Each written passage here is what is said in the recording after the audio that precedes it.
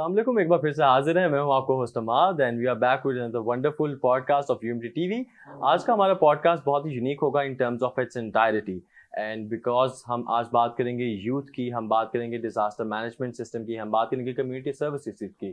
Because آج ہم موجود ہیں ریسکیو 112 کے ہیڈ کوارٹرز میں اور ہمارے ساتھ ایک بہت ہی بہترین شخصیت موجود ہے. I am talking about doctor Rizwan Naseer جو کہ سیکریٹری ہیں ایمرجنسی سروسز آف پنجاب کے، اور ان سے ہم جانیں گے کہ کس طرح سے یوتھ ایک بہتر کردار اور مثبت کردار ادا کر سکتی ہے in terms of building this community, اور کیسے ان کے ذہن میں یہ ریسکیو 112 کا آئیڈیا آیا، کیسے انہوں نے اس کو اتنی آگے تک لے کر آئے جہاں پہ آج ریسکیو 112 ہے. اور ان سے ہم پوچھیں گے کہ ان کے ذہن میں یہ آئیڈیا کب آیا، in his early student life اور later on in his life. تو یہ سب آج ہم ان سے جانیں گے. تو I am talking about none other than doctor Rizwan Naseer. Sir کیسے ہیں آپ؟ السلام علیکم. Thank you sir please do tell us about your journey. ہماری آڈینس یقیناً جاننا چاہے گی کہ کیسے یہ سب کچھ آج ممکن ہوا. یہ پہلے تو ایک خواب ہی لگتا تھا، کیونکہ جب بھی ہم بات کرتے تھے کہ ایمرجنسی میں لوگوں کو بر وقت مدد ملنی چاہیے، جو کہ ایک بیسک رائٹ ہے، یہ نہیں کہ ایک بیچارے کا حادثہ ہو جائے تو وہ سڑک کے اوپر پڑا ہو اور اس کو کوئی مدد کرنے والا نہ ہو. تو ہر کوئی یہ کہتا تھا ڈاکٹر صاحب امریکہ یورپ کی باتیں کرتے ہیں، یہ پاکستان میں ہو نہیں سکتا. اور جب ہم نے 91 92 میں پہلی اسٹڈی کی تھی تو اس میں یہ پتہ چلا تھا کہ 95% چانسز یہ ہے کہ حادثے ایمرجنسی میں آپ کو ایمبولینس نہیں ملے گی. ہسپتالوں میں کھڑی ہوتی تھی لیکن چونکہ ایسا نظام نہیں تھا تو ان کو ملتی نہیں تھی، تربیت یافتہ عملہ بھی نہیں تھا جو ان کو کرتا. لیکن وہ جیسے ہی ان کا انتقال ہو جاتا تھا، کوئی نہ کوئی فلاحی ادارے کی گاڑی آ جاتی تھی، وہ اس کی میت کو لے جانے کے لیے، اور اس کے لیے ٹریفک بھی رک جاتی. میں سوچتا تھا کس طرح کی قوم ہے، زندہ قوموں کی یہ پہچان تو نہیں ہے. زندہ قومیں اپنے زندہ لوگوں کو، جو بیچارہ اس وقت زندگی اور موت کی کشمکش میں ہے، اس کو بچاتی ہیں.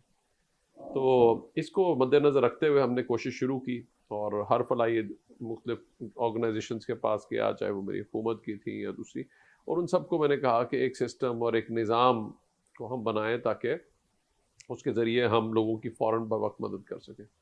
بہت کوشش کی، قومی ریفارمز بھی ہم نے کرا دیے 2001 اور 2 میں وزارت داخلہ میں، اور وہ اس وقت امپلیمنٹ جو ہیں وہ نہیں ہوئے. اگر وہ امپلیمنٹ ہوئے تو شاید زلزلے میں آدھے لوگ بچ جاتے. یہ زندگی کا افسوس رہے گا، لیکن ہم نے ہمت نہیں ہاری اور میں واپس آیا، پنجاب آ گیا تھا تو وہاں پہ کوشش کرتے رہے. تو 2004 کے اندر اس وقت حکومت نے پھر اپروو کیا کہ جی آپ ایک ایمبولینس سروس شروع کریں، اور وہاں سے ہم نے سفر کا آغاز کیا تھا اکتوبر 2004 سے.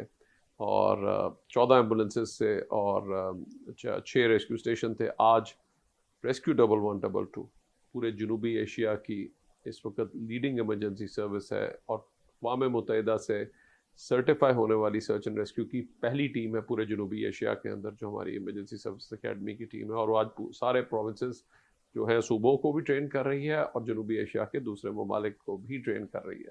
سو یہ ہم نے وہاں سے، جہاں سے کہتے تھے ہو نہیں سکتا، میں یوتھ کو یہ کہنا چاہتا ہوں کہ میں نے نہیں کبھی سوچا تھا، سچی بات ہے، کہ اتنا، بٹ ہم کر کے اور کل کو ہم ایک لیڈنگ ایمرجنسی سروس بن جائیں گے ساؤتھ ایشیا کی. تو یہ سب چیزیں ناممکن لگتی تھی، لیکن اس کے لیے اگر کمٹمنٹ ہو، ڈیووشن ہو، ڈیڈیکیشن ہو اور ہارڈ ورک. یعنی مجھے نہیں یاد پڑتا کہ میں نے کالج کے زمانے سے شروع ہوا ہوں اور صبح میرا 7-8 بجے اگر دن شروع ہوتا ہے تو رات کبھی بھی 10-11 بجے سے پہلے کبھی ختم ہوا ہو. So it's a persistent hard work, اور اس کے ذریعے کوئی بھی چیز جو ہے وہ ناممکن. اگین اس میں ویژن، ایک سوچ، ایک ویژن ہونا کہ ہم کر سکتے ہیں اور کس طرح ہم نے کرنا ہے. تو یہ سب سے پہلی چیز ہے. پھر اس کے لیے محنت کرنا، اور اس کے لیے ایک مسلسل لرننگ بھی ہے. تھرو آؤٹ آپ سیکھتے ہیں، تھرو آؤٹ آپ لرن کرتے ہیں، اور اس میں سے نیا چیلنج تھا. جس طرح آپ سوچیں، ہم نے شروع تو ایمبولینس سروس کیا تھا. آج ہماری جو ایمبولینس سروس ہے تمام ضلعوں میں بھی چلی گئی، تحصیل میں بھی چلی گئی، اب ٹاؤن پہ بھی ایکسپینشن ہو رہی ہے، اور اس نے اب تک 1,80,00,000 سے زیادہ لوگوں کو ریسکیو کیا ہے. اوسط رسپانس ٹائم WHO کے سٹینڈرڈز کے مطابق، اقوام متحدہ کے سٹینڈرڈز کے مطابق، اپنا ہم نے لیس دین 9 منٹس کا سٹیز کے اندر برقرار رکھا ہے، یعنی 7 سے 8 منٹ، اس سے بھی بہتر رکھا ہے. اور بلکہ میں اگر بتاؤں، جب رش بڑھ گیا تو ہم نے موٹر بائک ریسکیو سروس شروع کی، جس نے آج شہروں میں 4 منٹ کا اپنا اوسط رسپانس ٹائم برقرار رکھا ہے، جو کہ انٹرنیشنل اچیومنٹ ہے. 1 سال بعد زلزلہ آ گیا، ہم نے دیکھا کہ ایک بے بسی کا عالم ہے اور کون کرے گا. اور ہم اسلام آباد اس میں گئے بھی، ہم نے وہاں پہ بھی لوگوں کو ریسکیو کیا. اس کے بعد بھی ہم نے دیکھا جو حالات تھے، تو ہم نے ایک اور چیلنج ایکسیپٹ کیا، اور 1 سال بعد ہم نے پہلی سرچ اینڈ ریسکیو کی ٹیم بنائی. اور اس کے بعد ہم نے 2015 کے اندر ہم نے اس کی کوشش کی کہ ہم نے اس کو بین الاقوامی معیار پہ لے کے جانا ہے. 2015 میں 2015 میں ہمیں جو ہے وہ یو این کی رجسٹریشن ملی, یو این انسراغ کی, اور اس کے بعد 2019 میں ہم پہلی ٹیم بنے پورے جنوبی ایشیا کے اندر جس کو یو این انسراغ نے سرٹیفائی کیا, جس کی وجہ سے ہم نے جب ٹرکی میں بھی زلزلہ آیا تو ہم نے جا کے ٹرکی کی بھی مدد کی, اور وہاں پہ بھی اگلے دن وہاں پہ پہنچ گئے تھے. ہم نے 15 لوگوں کو زندہ نکالا, 150 قریب بلڈنگوں کو سرچ کیا, تو بہت بڑا آپریشن تھا. اور اسی طرح ابھی حالیہ جو ہے یہ سیلاب بھی 2010 کے جب آئے تو فوراً ہم اسی وقت ہمارے ریسکیو ٹیمز آپریشن ہوئی تھی سارے ضلعوں میں. تو اس وقت ہمیں یہ چیلنج ملا کہ جی آپ اس پہ فلڈ پہ رسپونڈ کریں, اور تب سے لے کر اب تک ہم پورا جو فلڈ کا آپریشن ہے وہ ڈے اینڈ نائٹ ہم کنڈکٹ کر رہے ہوتے ہیں پورے پنجاب کے اندر بھی, اور جہاں پہ 2 سال پہلے فلڈز آئے تو ہم نے سندھ کو بھی جا کے مدد کی اور دوسروں کے بھی ٹرین کر رہے ہیں. اسی طرح فائر سروس کے برے حالات تھے تو آپ نے دیکھا کہ ہم پہنچ جاتے تھے, لوگ ہم پہ کہتے تھے آپ لے کر آئے, میں نے کہا جی کہاں سے لے کر آئے, تو ہم نے فائر سروس کو بھی جو ہے وہ شروع کیا, اور ایک جدید فائر سروس کی ہم نے پہلے لاہور شہر سے بنیاد رکھی, اور آج ہماری فائر سروس نے 2,75,000 سے زیادہ فائر انسیڈنٹس پہ بر وقت رسپانس کر کے پیشہ ورانہ فائر فائٹنگ کی بدولت اب تک 750 ارب سے زیادہ کے نقصانات بچا چکی ہے. سو یہ ساری کی ساری چیزیں میں جو میسج دینا چاہتا ہوں کہ یہ میں نے سوچ جو تھی میری شروع ہوئی تھی as a student, final year تھا, اور اس میں نے اسٹڈی کنڈکٹ کی تھی کہ 95% چانسز یہ ہے کہ حادثے ایمرجنسی میں آپ کو ایمبولینس نہیں ملے گی. وہاں سے سفر کا آغاز ہوا.